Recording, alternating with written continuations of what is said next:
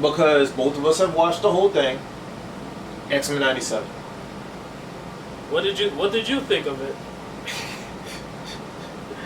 I'll start off on a good note because the transition would, for me, I actually gave it a low rating in the beginning and then it ended up going higher. I like it. For nostalgia purposes, I do feel like it's still inferior to the original, but they do some things better. So I'm going to give it like an 8 to 8.5 out of 10 now.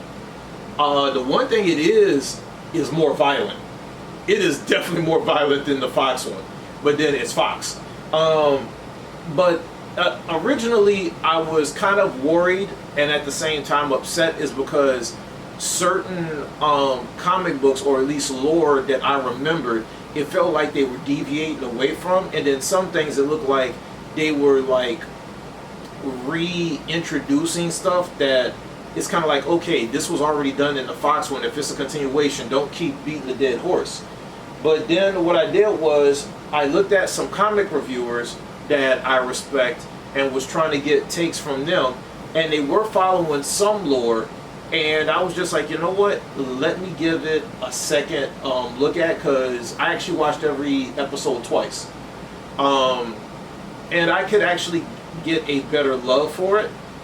Now, I still say free Rogue's booty, but the biggest thing I was upset about was the artwork, is because I liked the more old school Fox comic book gritty style versus this Demon Slayer, we're going to make everything HD and brightly colored. They did find a way of kind of transitioning that later on in the episodes, but one of the biggest things was I had to remember, cartoons back in the day were drawn hand to hand by paper, not by computers. So you're not going to get the same color and textures that you would with something like that. So you're not going to get that comic book feel so much. But the artwork, it's not bad, because I've seen it in Demon Slayer, I've seen it in Dragon Ball Super. So it's just that I was just like, it feels too vibrant. Comic book, make it a little bit grittier or whatever else. But the content of it was actually much grittier. There's times to where I thought the story progressed a little too quick. Like, they'll have a main story throughout the whole comic. I mean, through the whole series, right? Mm-hmm. But then when you do these little small pings here and there, some of it felt too fast tracked. So it's kind of like I'm not getting character progression. But then I'm looking at it like, wait, do I really need character progression because I know the established characters already? So there was little things I was fighting with, but overall, it is more of a positive than a negative. So, like I said, 8, 8.5. But what about you? Yeah, I would say a 9 Ooh. Out of 10. Cause it started off like it started getting up, but then it started to shrink a little bit, but then it got really up in the end. And then a lot of people who had complained about Morph at first, because if he designed at first, I was gonna agree the same thing, but then I did some research, and he did actually look like that in one of the comics called The Exiles. So yeah. I was like, they actually did their research. So I was like, that's negated now. Well, here's the thing, right? It's not negated. What they did was they either took a different universe or continuity and just added it into another one. Because remember, Morph had a face in the Fox one.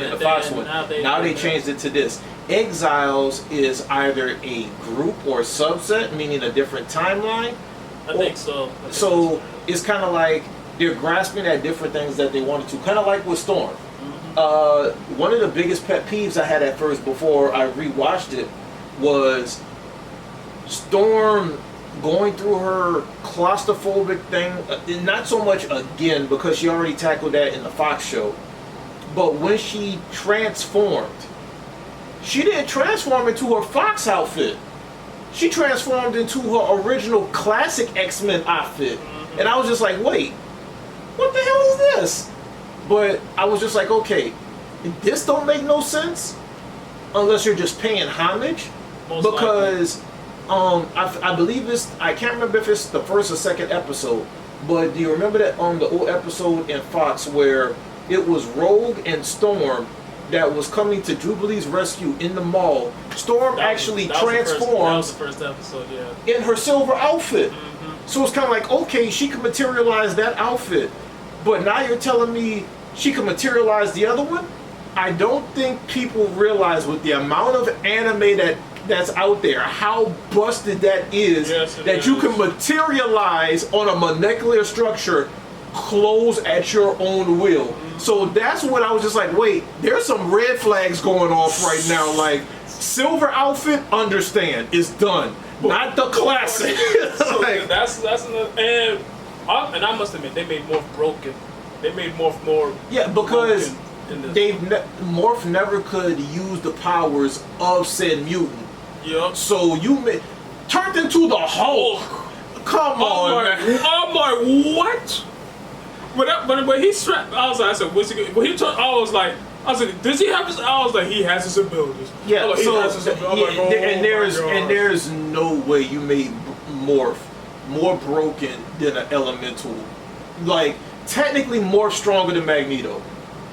He has the ability to use any mutant and their powers. But like, I don't know to what extent, but I was just like, when he turned into Franklin Richards, like, when he turned into the Hulk, I was like, he's broken. I'm like, he's broken. He jumped on his own. He did. I was just like, nah, man, like, it's too busted. I said, y'all need to, when the second season comes, y'all need to nerf him. He has to be. Like, you have to nerf Morphed him. for president. Like, you have to nerf him. You don't understand. Like, if they would have wrote it that made common sense, all the damage Magneto did, or maybe it's just because Magneto is considered like an S level mutant, because most mutants that have some form of elemental power are considered like Omega level. Magneto's an Omega level mutant. So the fact that Morph can change into and use any person's powers, they didn't say anything about a limit. Morph is technically beyond Omega level. Pretty much. So he could have reversed it himself if he knew what to do. Mm-hmm. So it might be that limit. Maybe. Yeah, like, if Omega level is like 10-star, maybe Morph can only use the power to 5. Probably. Because he used Cyclops Optic Blast. I don't know. Like, that was wild to me. But yeah, and I would say this, like, spoiler alert.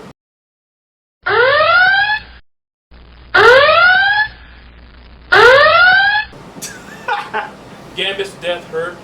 Yeah. It hurt me. And what I think is going to happen in season 2, I said Gambit's coming back, and he was like, how? He was like, that's impossible. I said, because the reason why? Multiverse theory? Nah. Apocalypse. Because remember his 4 horsemen? Because remember what happened? Gambit was never a 4 horseman. But if they're going to bring him back? No. I can't accept that. You can't accept that? And the main reason why is because now you're taking liberties. Not you, just Marvel would be taking liberties. Gambit's never been a 4 horseman of the apocalypse, or at least not through a comic standpoint. No, they just can't. They have different universes or multiverses of Gambit where he's okay, so what's the best way to explain this? So Gambit and Mr. Sinister actually do have a past. They do. Because Gambit's energy is actually infinite, just like Cyclops. He had Mr. Sinister put a limiter on him. In a different timeline, Gambit learns to harness his power and he becomes pure energy. He pretty much becomes a god. I don't think they'll go that far into that comics, but the same way how maybe because of what they did with Jean and the 2 Jean Greys, maybe they could do something like that, like maybe repair him in some way, shape, or form. But when he was fighting the Sentinels, didn't he get disintegrated? Yeah, he did. Like, with his own power too. Well, no, his own power. He's impervious to his own power, so it would have to be from the Sentinels being. like kinetic energy, he can't be harmed by his own power. Oh, cause I'm like when he said remember it, like everything turned purple, and then it blew up, and I'm just like, oh, I was like, he got. What's that? He did Vegeta's Kamehameha against Fat Boo. Yeah, final explosion. Yep. Yeah. Oh yeah, I said Kamehameha. He did final explosion, but yeah, overall, I'm like, so 9 out of 10. Yeah, I'll be looking forward for next year because the reason why. The crazy thing about it, it got the highest rating ever, even over the MCU movies. Of course. It got the highest ratings from Rotten Tomatoes, from IMDb, from freaking movie studios that I follow. I don't trust Rotten Tomatoes no more because of certain things. But IMDb is an important one. Like IMDb and like a few other movie studios that I follow, they all give it higher scores than every single MCU movie. So I'm just like, well, here's the thing. It makes sense. First of all, nostalgia. What we're talking about, the first thing it doesn't matter what it is. If you can do nostalgia on anything and make it good, if not better, it's always going to be better. But I also call cap on that is because how long would you say the 10 episodes come up to being? Like 5 hours? 4 hours? Probably around that. Now, they got the intro and all the other garbage going on with it, but if you was to make that one long, cohesive, like movie type of thing, maybe it'll be as long as a Lord of the Rings movie. You would have to use that as a comparison for the movie. And let's be totally honest, every intro movie minus Captain Marvel, people loved. Captain America's was good. Iron Man's was good. Thor's was good.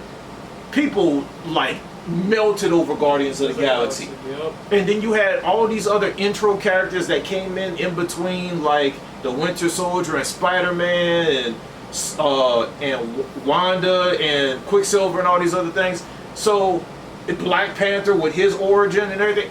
So all these, no, Black Panther was a cameo first. So yeah, he was.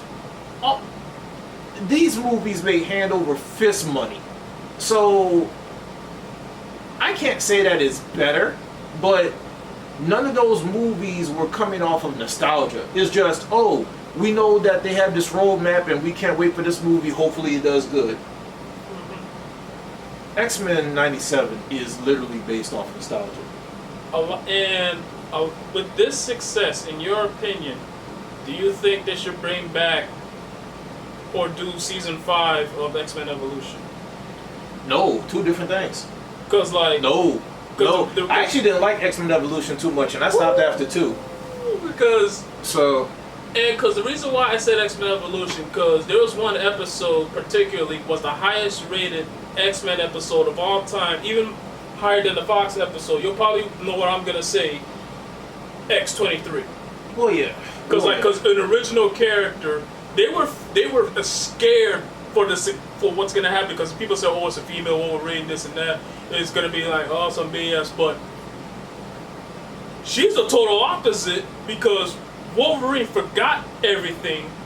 She remembered the hell she went through, and everybody's like, oh crap! And she's her own different character. Everybody loved her. So I'll say this: Marvel and Disney, because I know I gotta speak to Disney in some way, shape, or form also. You would do me a great honor if you would do some of the classic X-Men stuff that was on VHS. So Brotherhood of Evil Mutants versus the X-Men, stuff like that. So I have some old VHS tapes where it was like Magneto's outfit, but it was a little bit different. But it was literally Magneto and the Brotherhood of Evil Mutants with Asteroid M versus, the X-Men. And the thing about it is what people don't understand is, depending on the comic you're talking about, they had different teams. So on one of the ones that I have, it's Nightcrawler, Kitty Pryde, Wolverine, Storm, Cyclops, I don't know if they had Jean and Iceman on it, but there was no Beast and everything else. They even had, but here's the thing: some of the originals was also Iceman when he was a snowball. Colossus. No, Colossus was in there also. Colossus. Like, just bring back the old ones first and deal with that nostalgia. See how that works. You already doing a continuation to X-Men 97, and then after you bring out some of those older ones, I haven't seen all of, because you know you can see them up there, or maybe down there, but I haven't seen the like the all of the Marvel stuff that came out that they made from like Japanese animators, like Avengers Confidential, where it's Punisher and Black Widow. There's the Iron Man one with Extreme, when it was doing kind of like with Extremists and stuff like that. Like, there's other things that they can put out before they actually call themselves trying to tackle evolution, because who's to say that they're not doing it and they're just trying to find a way to do it to make it be a success. But I guarantee you they're probably looking at the success of that one versus how the whole episode is, or how the whole series is. Yeah. But if they do X-Men, because X-Men Evolution, the way it ended, it showed what should have happened in season 5 and 6. Because like Nimrod was supposed to show up, Dark Phoenix showed up at one point. The Brotherhood became joined Shield. I forgot what group they called, but it was something. But it happened in the comics that the Brotherhood joined Shield. They had established X-23. She joined the X-Men, and then they had like a Dark Phoenix arc. They have like a Cable arc. They have a bunch of stuff going on, and they just like Professor Xavier said, I just read the minds of Apocalypse, and he just crammed it all in one episode. I'm just like, we could have had all of that. Well, they had they would have followed the comic. I'm curious if they crammed all of that in one episode. I'm wondering if that's budget issues, because because I mean, for something to go on, you said so. There's 4 seasons. Yeah, there was completed. It could be that they were running out of budget. Because when there were 4 seasons, and then when they defeated Apocalypse, that's when you see all this other stuff happen. Where you see Phoenix, when Jean turned to Phoenix, where Brotherhood joined Shield, where Nimrod showed up. I mean, a bunch of other people show up. I was like, we could have had all that going on, but they didn't. Okay. So we talked about that in stride. So let's talk about the last thing, and to me the best thing. The final topic of the day. Street Fighter 6 Season 2 DLC predictions. Or, you know what? Let's just say fan want. You know, what's your fantasy roster? Because how many... Because they have 4 characters on this one. You know what? Let me check real quick.